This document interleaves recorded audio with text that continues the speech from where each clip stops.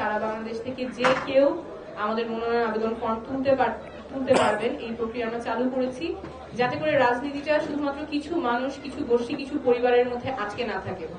মানুষের মধ্যে যে ধারণা আছে রাজনীতি শুধু খারাপ মানুষ করে, ভালো মানুষের জায়গা রাজনীতিতে নাই, যারা এলাকার গডফাদার, সন্ত্রাসী, চাঁদাবাজ ওনারাই এমপি হয়, ওনারাই নেতা হয়, যারা সৎ মানুষ, যারা যোগ্য মানুষ ওনারা কখনো রাজনীতিতে জায়গা করতে পারেন না, ওনারা কখনো এমপি হতে পারেন না, এই ধারণাটা আমরা ভাঙবো।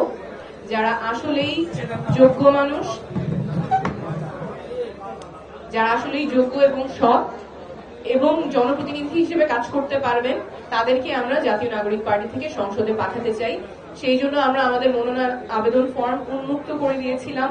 অনলাইন অফলাইন দুই মাধ্যমেই আবেদন প্রক্রিয়া সম্পূর্ণ হয়েছে। আপনারা দেখেছেন যে গত 2 সপ্তাহ বিপুল উৎসাহে অনেকে আমাদের ফর্ম সংগ্রহ করেছেন, বিভিন্ন পেশা থেকে মানুষ ফর্ম সংগ্রহ করেছেন, আইনজীবী, চিকিৎসক, শিক্ষক, উদ্যোক্তা।